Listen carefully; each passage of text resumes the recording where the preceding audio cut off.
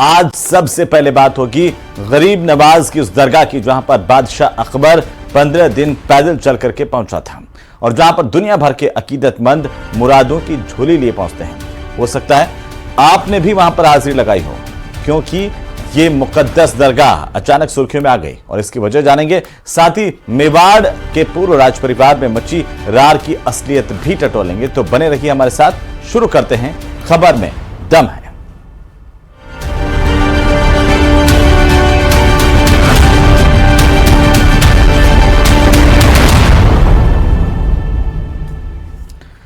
तो आज शुरुआत करेंगे दरगाह से, जहां पर गरीब नवाज ख्वाजा मोइनुद्दीन हसन चिश्ती की दरगाह इन दिनों सुर्खियों में है। दरअसल हिंदू सेना ने अजमेर की एक कोर्ट में दायर याचिका में यह दावा किया कि बाबा की यह दरगाह एक शिव मंदिर के ऊपर बनाई गई। 27 नवंबर को अदालत ने याचिका को मंजूर कर लिया। सियासी बयानबाजियों ने रफ्तार पकड़ ली है। यह खास रिपोर्ट देखिए।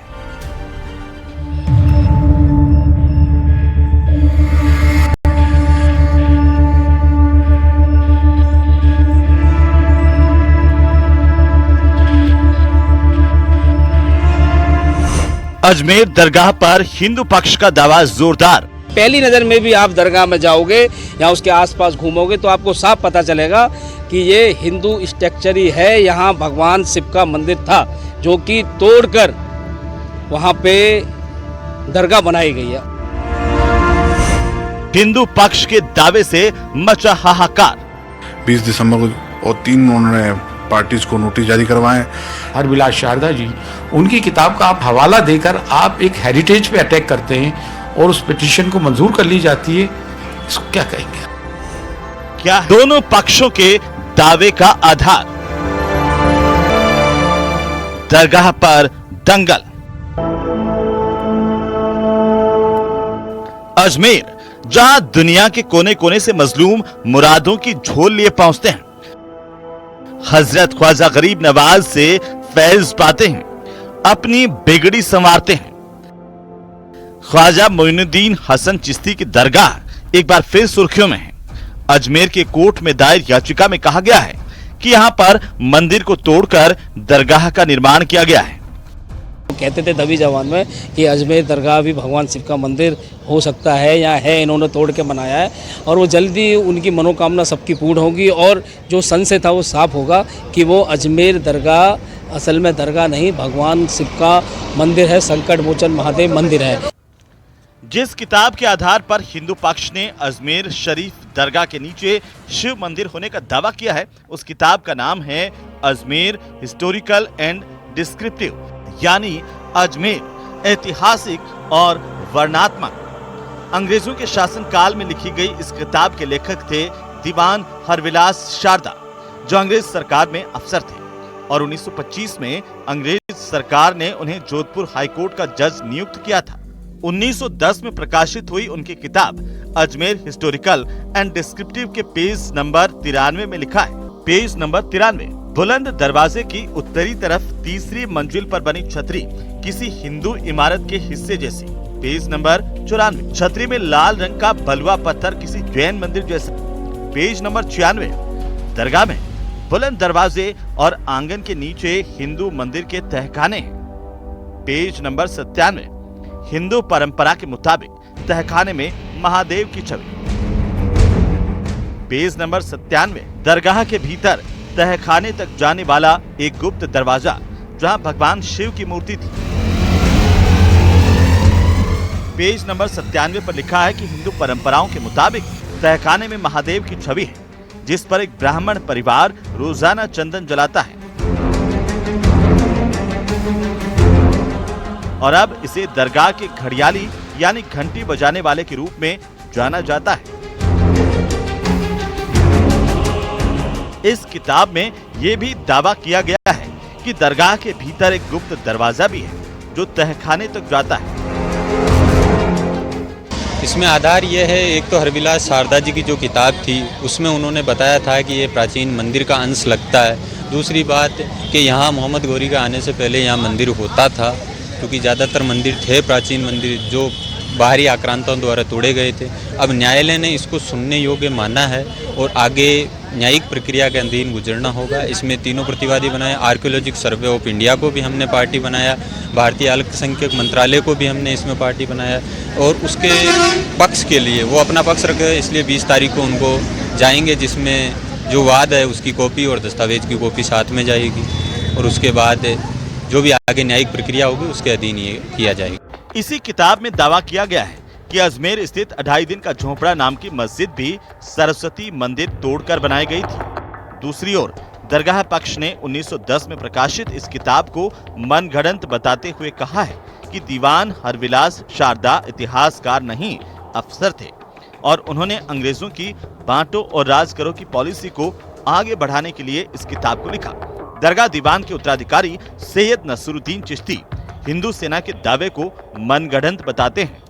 तो अजमेर हिस्टोरिकल एंड डिस्क्रिप्टिव एक किताब है श्री हरविलास शारदा जी की, जो अजमेर के अंदर एक प्रसिद्ध हस्ती थे उस दौर की। 1910 में किताब आई, उसके बाद में नया पब्लिकेशन 1920 में आया, 1940 में आया। उस किताब के अलावा 800 साल की हिस्ट्री को थोड़ी झुटलाया जा सकता है। एक 1910 में एक राइटर ने किताब लिख दी और उसके अंदर कुछ जिक्र कर दिया गया तो वो ऑथेंटिक नहीं हुआ।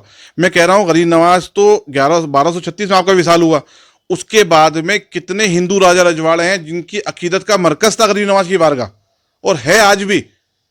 गरीब नवाज की बारगाह के अंदर हिंदू राजा रजवाड़ों ने कई तोहफे भेंट किए हैं।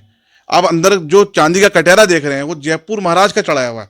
42,961 तोला या 62 तोला की चांदी उसमें लगी हुई है। हालांकि दावों से अलग एक ऐतिहासिक तथ्य ये भी है कि भारत में इस्लामिक शासन शुरू होने से पहले अजमेर को अजय मेरू के नाम से जाना जाता था और अजय मेरू मंदिरों का शहर था। और अब जिस मुस्लिम संत ख्वाजा मोइनुद्दीन चिश्ती की दरगाह को लेकर विवाद हो रहा है, वो भारत में मोहम्मद गौरी के आक्रमण के वक्त ईरान से अजमेर आए और अजमेर से इस्लाम का प्रचार प्रसार किया। उनकी मृत्यु अजमेर में ही हुई और अजमेर शरीफ में उन्हें दफनाया गया। और अब ये दावा है कि वो जगह दरगाह नहीं बल्कि शिव मंदिर था, जिसे अजमेर दरगाह के दीवान सैयद ज़ैनुल आबिदीन सिरे से खारिज कर रहे हैं। अजमेर मेवाड़ की हिस्ट्री में कई किताबें हैं, जितने राणा सांगा जी का यहाँ पर वो हुआ। बाबर जब आया, मुगल जब आए तो वो आए 1526 के अंदर, और गरीब नवाज रहमतुल्लाह की तशरीफ आफरी हुई 1195 के अंदर। उनकी डेथ कब हुई? 1236 के अंदर। मुगल कब आते हैं? 1526 के अंदर। कितने साल का फर्क है? तो मुगलों ने यहाँ आकर के कुछ नहीं किया है। जो ये कंट्रोवर्सी की जाती है साहब मुगलों ने कर दिया या मुगलों के वंशज हैं, तो उन वंशजों से बात करो। हिंदू सेना की याचिका पर 20 दिसंबर को सुनवाई होनी है, लेकिन यह पहला मौका नहीं है जब दरगाह में हिंदू मंदिर होने का दावा किया जा रहा हो। इससे पहले भी महाराणा प्रताप सेना के राष्ट्रीय अध्यक्ष राज्यवर्धन सिंह परमार की ओर से दावा किया गया था। साथ ही इसके बाद वीर हिंदू आर्मी की ओर से भी इसी तरह का दावा किया गया है। अजमेर शरीफ दरगाह मंदिर तोड़कर बनाई गई या नहीं, इसका फैसला कोर्ट करेगा। लेकिन इन दिनों इस मसले पर जमकर सियासी बयानबाजी भी हो रही है। निचली अदालत ने जब से हिंदू सेना के अध्यक्ष विष्णु गुप्ता की याचिका को मंजूर किया है, तब से माहौल पूरी तरह बदल गया है। कांग्रेस इसे बुनियादी मुद्दों से ध्यान बटाने की कोशिश बता रही है। सीधा सा रास्ता, ठोक दो दावा किसी मस्जिद पर, किसी मजार पर। मैं जानना चाहता हूं, भारत सरकार का एक्ट है 1991 इंडियन वर्शिप एक्ट, वो कहां सो रहा है? क्यों नहीं भारत सरकार उस पर बोलती? जवाब तो भारत सरकार को ही देना है। अजमेर में बताएगी 1991 के बाद 800 साल पुरानी मस्जिद मान लिया, दरगाह है आपके अजमेर की। देश दुनिया के लोग आते हैं वहाँ पर। ये इनके एक्शन से कि कोर्ट में केस हो गया, दुनिया के मुल्कों के जो मुस्लिम भी आते हैं, हिंदुस्तान के हिंदू भी जाते हैं। सैकड़ों हजारों वर्ष पुरानी है और अचानक कोई व्यक्ति आता है, कोर्ट में जाके याचिका लगाता है और कहता है कि यहाँ पर मंदिर है। ये तो पाप है भाई। मंदिर खूब है, दरगाह अपनी जगह है, मस्जिद अपनी। अब दरगाह को आप मंदिर घोषित करवाना चाहें तो ऐसे मामलों में सुप्रीम कोर्ट से मैं उम्मीद करूंगा, कोर्टों से, कि इस तरह की जो झूठी याचिकाएं पेश करके झूठे तथ्य पेश करते हैं वो ट्रायल चलती है, उसके बाद वो रिजल्ट उसका वही आता है, खारिज हो जाती है। एक और जहां कांग्रेस दरगाह में मंदिर के दावे पर छिड़ी रार के लिए बीजेपी को कसूरवार ठहरा रही है, वहीं विपक्ष इसे गंगा जमुनी तहजीब के लिए खतरनाक बता रहा है। अजमेर शरीफ पर हमारे प्रधानमंत्री स्वयं चद्दर भेजवाते हैं, सारे देश के लोग, दुनिया भर के लोग आते हैं वहाँ। अब उसको विवादों में डालना बहुत ही घृणित और ओछी मानसिकता का प्रतीक है। अजमेर शरीफ जैसी श्राइन जहां मुसलमानों से ज्यादा हिंदू श्रद्धा रखते हैं, हिंदू लोग ज्यादा जाते हैं, मन्नत मांगते हैं और 800 साल पुरानी ये जियारत है, तो मुझे लगता है कि इसके बाद मुसलमानों के घरों में ढूंढना शुरू कर देंगे। क्या वो कहेगी जिस पर नरेंद्र मोदी ने अपनी चादर बिछाई है बहैसियत प्रधानमंत्री कि वो दरगाह है नहीं है? ऐसा ही क्या बोलेगा?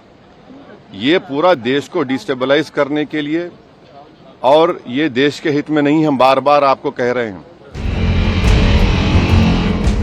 वहीं प्रदेश के शिक्षा मंत्री मदन दिलावर ने दावा किया कि ये बात सच है कि ज्यादातर मंदिरों को तोड़कर मस्जिद बनाई गई। तो वहीं केंद्रीय मंत्री भागीरथ चौधरी का कहना है कि सरकार का इस मामले में कोई रोल नहीं है, जो फैसला लेना है वो कोर्ट लेगी। मुझे कुछ नहीं करना है, न्यायालय निर्णय करेगा, क्योंकि ये तो सच है कि अधिकांश मंदिरों को तोड़ करके औरंगजेब ने, बाबर ने, इन्होंने मस्जिदें बनाई थी। अब जांच होगी, जांच में कोर्ट आदेश देता है कि इसे खुदाई करो, और खुदाई करने पे जो उसे अवशेष मिलेंगे उससे निर्णय हो जाएगा। क्या देखो, ये कोर्ट का मामला है और कोर्ट ने जब सर्वे का आदेश दिया है तो ये कोर्ट ही इस पे जजमेंट करेगा कि आखिर उनको क्या फैसला लेना है। जब कोर्ट ही फैसला दिया है, चाहे छोटी कोर्ट हो, चाहे लोअर हो, चाहे कोर्ट तो कोर्ट होती है। जो कोर्ट ने जो निर्णय लिया है तो कोर्ट ही फैसला लेगी। इसमें सरकार का थोड़ी है, इसमें सरकार इसमें कहाँ आ रही है? इसमें सरकार नहीं है, इसमें तो एक अलग अलग संस्थाएं हैं, वो उन्होंने डिमांड करी थी और कोर्ट ने सर्वे का निर्णय लिया है। उसमें कोई सरकार कहीं इसमें कहीं दिखती नहीं है। देश भर के अलग अलग हिस्सों में मस्जिद और दरगाहों पर दावों को लेकर चल रही अदालती लड़ाइयों पर संसद की ओर से पास कानून प्लेसेस ऑफ वर्शिप एक्ट को प्रभावी रूप से लागू करने की भी मांग उठने लगी है। दरअसल प्लेसेस ऑफ वर्शिप एक्ट 1991 में बनाया गया था, जिसके तहत 15 अगस्त 1947 तक जो धार्मिक स्थल जिस स्वरूप में था उसमें छेड़छाड़ पर रोक लगाई गई है और पूजा स्थलों के धर्मांतरण पर रोक का प्रावधान है। दावों का दौर जारी है। वहीं अजमेर शरीफ दरगाह को शिव मंदिर बताने वाली याचिका को मंजूर करने के बाद कोर्ट ने दरगाह कमेटी, अल्पसंख्यक मंत्रालय और एएसआई को नोटिस जारी कर जवाब मांगा है। Bureau report, news 18 Rajasthan.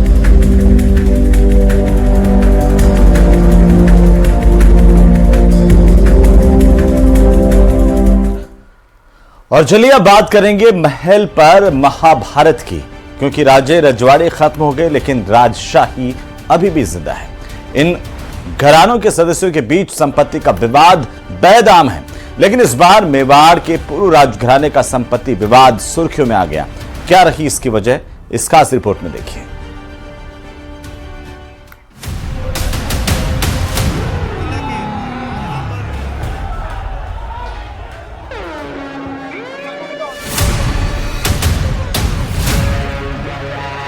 पथराव, बवाल और हिंसा की ये वो तस्वीरें हैं जिन्हें शायद ही उदयपुर का कोई बाशिंदा याद रखना चाहे। उदयपुर यानी मेवाड़ राज परिवार, जिसकी पहचान महाराणा प्रताप के वंशज होने के नाते है। इस परिवार के सदस्यों के बीच संपत्ति का विवाद करीब 4 दशक से ज्यादा अरसे से जारी है, लेकिन 25 नवंबर को इस पूर्व राज परिवार का यह विवाद सड़कों पर आ गया। दो पक्ष पत्थरबाजी और उपद्रव से जुड़ते देखे गए। विरासत की यह लड़ाई तब गरमाई जब राजस्थान के नाथद्वारा विधानसभा सीट से विधायक विश्वराज सिंह मेवाड़ का 25 नवंबर को राज तिलक किया गया, जो उनके चाचा अरविंद सिंह मेवाड़ के समर्थकों को रास नहीं आया। इसी बात पर महाराणा प्रताप के वंशज के समर्थक आमने सामने आ गए। ऐसी तकरार हुई कि पूरा उदयपुर जंग के मैदान में तब्दील हो गया। जगदीश चौक से सिटी पैलेस के बीच इतनी भयानक पत्थरबाजी हुई कि हालात पर काबू पाने में पुलिस के भी पसीने छूट गए। लेकिन पूर्व राजघराने की रार शुरू कहां से हुई? क्यों मेवाड़ के इतने बड़े पूर्व राज परिवार में टकराव के हालात बने? आखिर ऐसा क्या हुआ कि विश्वराज सिंह मेवाड़ और उनके चाचा अरविंद सिंह मेवाड़ के समर्थक आपस में भिड़ गए? कहानी की शुरुआत होती है इन तस्वीरों से। ये तस्वीर चित्तौड़ के फतेह निवास महल की है, जहां दुनिया भर से मेहमान राज तिलक की रस्म देखने पहुंचे थे। मेवाड़ राजघराने के सदस्य और पूर्व सांसद महेंद्र सिंह मेवाड़ के निधन के बाद उनके बड़े बेटे विश्वराज सिंह मेवाड़ का राज तिलक हुआ। उन्हें मेवाड़ राजघराने का राजा बनाया गया। उनके मुताबिक ये राज तिलक पूरे विधि विधान से हुआ, सारी परंपराएं निभाई गईं और उन्हें ये गद्दी इसलिए मिली क्योंकि इस पर उन्हीं का हक था। लेकिन इस विवाद की शुरुआत 25 नवंबर को नहीं हुई। ये लड़ाई तब से चली आ रही है जब मेवाड़ की गद्दी पर विश्वराज सिंह मेवाड़ के दादा यानी भगवत सिंह बैठते थे। वो मेवाड़ के अंतिम महाराणा थे, क्योंकि जब वे गद्दी पर थे तब भारत में राजशाही परंपरा खत्म हो गई थी। भगवत सिंह के 3 बच्चे हुए, इनमें 2 बेटे थे और एक बेटी। बड़े बेटे का नाम महेंद्र सिंह मेवाड़ था और छोटे बेटे अरविंद सिंह मेवाड़। बड़े बेटे महेंद्र सिंह मेवाड़ ही लड़ाई के सूत्रधार बने। महेंद्र सिंह ने अपने पिता से नाराज होकर राजघराने के खिलाफ मोर्चा खोल दिया था, क्योंकि भगवत सिंह ने सन 1963 से 1983 के बीच में मेवाड़ राजघराने की कई संपत्तियों को बेचा तो कई को लीज पर दे दिया था। माना जाता है कि इससे उनके बड़े बेटे महेंद्र सिंह नाराज हो गए और उन्होंने अपने पिता पर केस तक दर्ज करा दिया, जिससे भगवत सिंह मेवाड़ ने अपने बड़े बेटे महेंद्र सिंह को संपत्ति तक से बेदखल कर दिया था।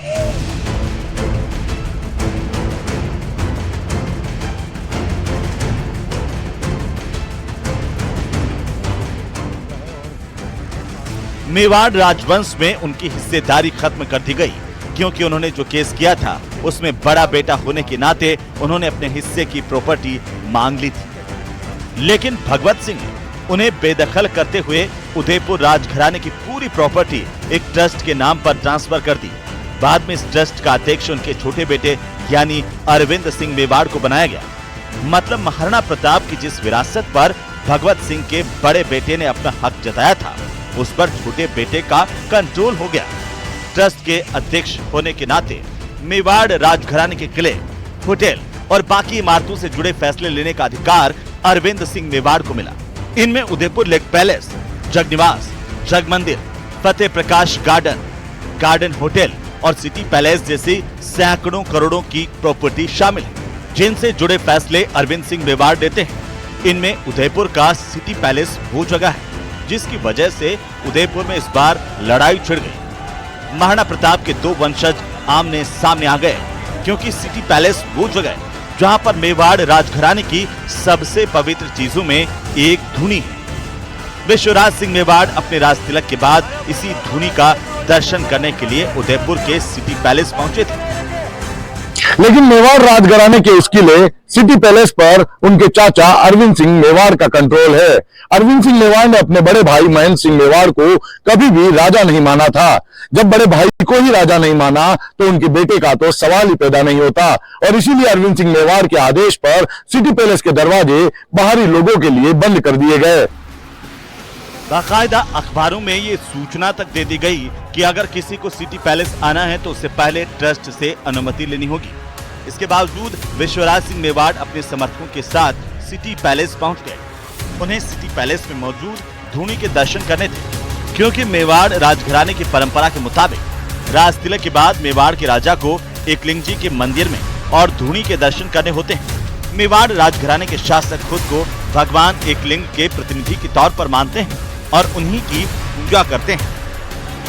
इसलिए एकलिंग जी मंदिर और धूनी मेवाड़ राजघराने की सबसे पवित्र जगह मानी जाती है। लेकिन चित्तौड़गढ़ में हुए राज तिलक के बाद विश्वराज सिंह मेवाड़ को वहां जाने से रोक दिया गया। इसके बाद तो उदयपुर में मानो जंग शुरू हो गई। दोनों के समर्थक आपस में उलझ पड़े। बवाल इतना बढ़ गया कि पूरा शहर इसकी चपेट में आ गया। जब विश्वराज सिंह मेवाड़ के समर्थकों का हुजूम जुटा तो उसके जवाब में अरविंद सिंह मेवाड़ के समर्थकों ने उनका रास्ता रोक लिया। दोनों के समर्थक मारपीट पर उतर आए, पत्थरबाजी हुई, आगजनी तक हो गई और पुलिस को दोनों को समझाने में खूब पसीना बहाना पड़ा। इस घटना ने मेवाड़ राजघराने में सालों से अंदर ही अंदर चली आ रही पारिवारिक कलह को सड़क पर ला दिया। महाराणा प्रताप के परिवार के 2 सदस्य आपस में ऐसे उलझे कि सब हैरान रह गए। इस लड़ाई में पूरा उदयपुर सुलग उठा। 3 दिन तक चले इस बवाल के बाद विश्वराज सिंह मेवाड़ को प्रशासन की मौजूदगी में धूनी के दर्शन की अनुमति मिल गई। इसके बाद उनके समर्थक खुशी से झूम उठे। महाराणा साहब को दर्शन करने का मौका मिल गया। प्रशासन ने मदद की। विश्वराज सिंह मेवाड़ के समर्थकों ने उन लोगों को कंधों पर उठा लिया जिन्होंने दोनों पक्षों के बीच सहमति बनवाई।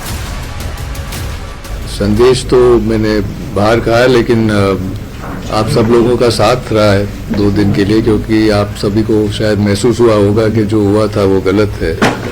और जैसे आज आप देख रहे थे, एक साधारण दर्शन की बात थी, और अगर शुरू दिन से ही ऐसे हो जाता तो ये इतनी बड़ी बात नहीं होती और सबको इतनी तकलीफ नहीं होती। तो जो सब कुछ इतनी सुचारू रूप से और सुंदरता से हो सकती थी, लेकिन आज 2 दिन बाद दर्शन हुए, इन परिस्थितियों में दर्शन हुए, लेकिन दर्शन तो हुए, तो मैं सभी को धन्यवाद देता हूँ। बातचीत तो चलती रही, जैसे सोमवार की बातचीत चली, 2 दिन से बातचीत चलती रही, लेकिन अंत में जो रास्ता निकला और दर्शन हो गए, अब वही महत्वपूर्ण बात है। पूर्व राज परिवार में तिलक तलवार और दस्तूर की रस्मों को लेकर छिड़े विवाद के बाद सम्मानजनक समाधान पर न सिर्फ शासन प्रशासन बल्कि लेक सिटी ने भी राहत की सांस ली है। गुंडागर्दी डंडे के माध्यम से नहीं हो सकता, और हम लोग हजारों की भीड़ बिना इतला करे कहीं चौखटों के ऊपर पहुंच जाए और हम बोलेंगे कि हम अंदर कूच करेंगे, तो इस प्रकार से जो है वो कार्य नहीं चलता। जो हम सभी ये सामने आया, और काम तभी होगा और हर वो बात सुनी जाती है जो सलीके से कही जाती है। तो जब हम बात करेंगे और उसको भी सलीके से करेंगे तो ही तो हम अंजाम पर पहुंचेंगे। गुंडागर्दी करके हजारों लोगों को साथ में लाकर जज्बातों का दुरुपयोग करते हुए उनको अपने निजी मंसूबों को पूरा करवाने के लिए इस्तेमाल करेंगे, तो इस प्रकार से हम लोग जो है वो कहीं नहीं पहुंचेंगे। और जिस तरीके से आज जिम्मेदारी से प्रशासन ने और सरकार ने हस्तक्षेप किया और पूरा बढ़ चढ़ कर जो है वो मसले को गंभीरता से लेते हुए जो है वो दखल रखी, और आज हम लोग वहां पर है, क्योंकि हम लोग भी नहीं चाहते हैं इस प्रकार का माहौल। उदयपुर ना इस चीज के लिए जाना जाता है और ना जाना चाहिए।